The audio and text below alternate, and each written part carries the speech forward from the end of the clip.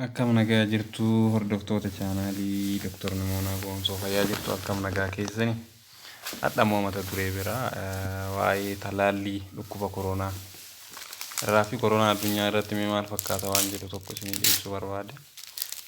Viidiyoo kana akkuma argaa irratti ogeessi kun ogeessa hospitaala Oromiyaa keessa tokko jirudha. Hospitaalli kun hospitaala Boqojjiiti. Hospitaalli Boqojjii hospitaala godina Arsii keessa koronaa iddoo wiirtuu koronaa ta'e hojjetaadha.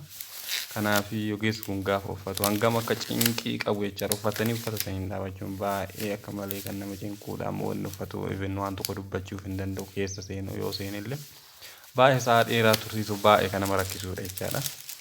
Inna rakkoon koronaan fide ogeeyyii fayyaa irratti akkuma galaatittu keessatti illee dhukkubsataa haala gaariidhaan yaaluu irratti akka addunyaatti rakkoo guddaa geessiseera. Erga talaalliin immoo argamedhani mee talaallii kanallee gara dhumaa irratti maal fakkaata waan jedhu WHO'n dhaabbanni fayyaa addunyaa isa kam raggaasiseera isa kamtu kennamaara waan jedhu dhumarraan dubbadha. Garuu koronaan hadha addunyaa irraa nama meeqa qabeera mee isa jedhuuf akka dhaabbanni fayyaa addunyaa beeksisti hanga ammaa addunyaa irraa namoonni miliyoona 87 qabamanii jiru. Kanneen keessaa namoonni miliyoona 2tti siqan miliyoona 1.8 ol ta'an dhukkuba kanaan du'anii jiru. Kanneen keessaa namoonni miliyoona 63 ol ta'an fayyanii jiru, rikavarde ta'anii jiru, wayyaanii jiru. Baay'ina namoota qabaniitiin addunyaa irraa immoo sadarkaa duraa irra kan argamtu Ameerikaadha, USAdha, miliyoona 21 qabanii jiru. Namoonni du'an immoo 300,770 ta'u. Lammaffaa irratti baay'ina namoota qabamaniitiin Indiyaan lammaffaa irratti argamti, miliyoona 10 qabameera. 150,000 du'ee jira.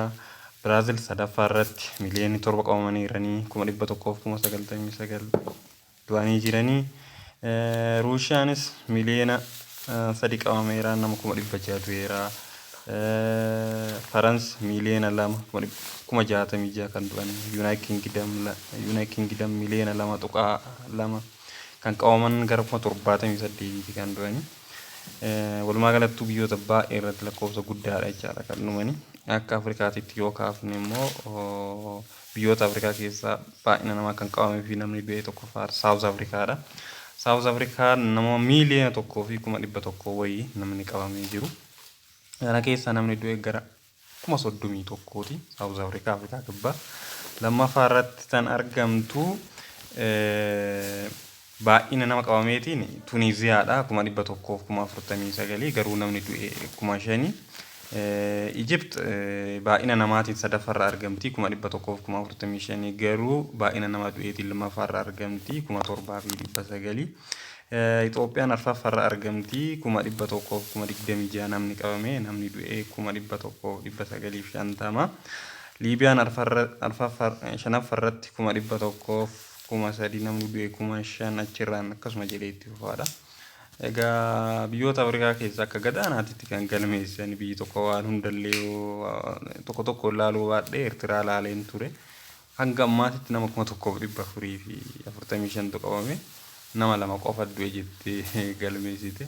Egaa akkuma beekamu Eertiraan immoo rakkoon baay'een biyya san keessa akka jiruu fi mootummaan isaanis mootummaa abbaa irree ta'uudhaan dubbicha icciitiidhaan dhoksuusaa waan wal qabatu miti. Biyyoota Afrikaa baay'een isaa sampiliin hojjetamillee baay'ee gadi aanaadha. Akkasuma teestiin jirullee waan baay'ee nama gammachiisu hin fakkaatu. Egaa akkuma galaatittuu biyyoota keessaa Awurooppaa, Ameerikaa kibbaas, Biraazil haga wanna Peeruu maal biyyoota kan baay'inaan kan miidhe ta'udha jechuudha. Biyyootuma Afrikaa illee dabalatee Afrikaa keessaa Saawuz Afrikaa, Ijipt biyyoota kanan lamsaa Eeshiyaa keessaa Chaayinaa, Saawud Arabiyaa, Jaappaan biyyoota kanneen irratti ni baay'ata jechaadha. Walumaa galatti eeggana jenne teestiin vaaksiniin talaalliin maalirra jira kan jedhudha. Egaa talaalliiwwan 2 hanga 2tti FDA'n Food and Drug Administration ni jedhu dhaabbanni fayyaa addunyaa kan nyaataa fi qorichaa jechuudha. Isa 2 hojiirra oolchee jira. Inni jalqabaa egaa kennamu eegalee jira. Inni kun ispeeshaalii biyyoonni Awurooppaa hedduu isaa raggaasisanii jiru. Dhaabbanni European Union jedhamu waldaan Awurooppaa Union raggaasisa jalqaba. akkas naannoo Deseembarii jaharraa kan eegale inni lammaffaas dhiyeenya kana raggaasifamee jira. Modern vaaksinaa kan jedhamu inni faras immoo baayooteek faarsi kan jedhamu inni kennamee jira. Yuunaayitid Kingdom faattis eegalee jira jechaadha. Namni miiliyoona 1.5 fudhateera Yuunaayitid Kingdamitti. Ameerikaa irratti naannoo miiliyoona 5. Walumaa galatti akka addunyaatti biyyoota akka Eeshiyaa irraa akka biyyoonni akka Yuunaayitid Arab Emirates, Saudi Arabiyaa, Bahrain fa'aa yoo wanti kun akka biyya isaaniitti akka eegaluuf latteessan biyyoonni akka Chaayinaa, Jaappaan, Awurooppaan hedduun isaanii Jarmanii, Ingilaand, Switzerland, Ameerikaa kaabaa keessa Ameerikaa fi Kanaadaa, Ameerikaa kibbaa keessa Biraazil, Peeruu biyyoonni akkasii kunniin eegalanii jiran jechaadha. Egaa vaaksiniin kun yeroo lamaaf kennama waraanama. Inni jalqabaa kun baayooteek kan jedhu kun ittisuun isaas baay'ee guddaa yeroo hagamii faga ittisuun hin beekamne garuu ittisni isaa hanga parsantii 95 jedhudha. Inni lammaffaa ba'aa jiru kun immoo naannoo parsantii haga 94 ittisaa qaama dhukkuba nurraa ittisu yookiin immuniitii kenna T-seelii waan jedhamu jabeessaa isaa jedhutu jira. Yeroo hagamiif turaa yoo gammadhisoonni jedhan jiru garuu yeroo lama akka kennamu inni jalqabaa kun torbee 3 booda yeroo lamaaf akka waraannamuudha kan beeksifame. Egaa hanga ji'a kana waggaa kana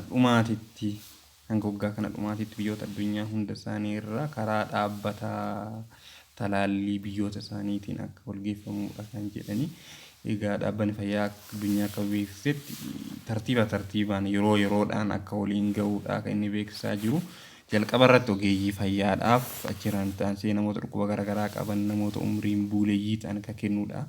Achiin booda immoo gara namoota waliigalaatitti akka deemuu danda'uudha kan ibsaa jiru. Ammatti yeroo takkatti availabilitiin isaa akka gahaa hin taanedha kan ibsaa jiru. Garuu hanga bara kana dhumaa ji'a dhumaatitti Juun Juulaayiitti hunda ol gahuu akka danda'uudha kan ibsaa jiranii. Mee rabbi nu haa laaffisu du'aa godha.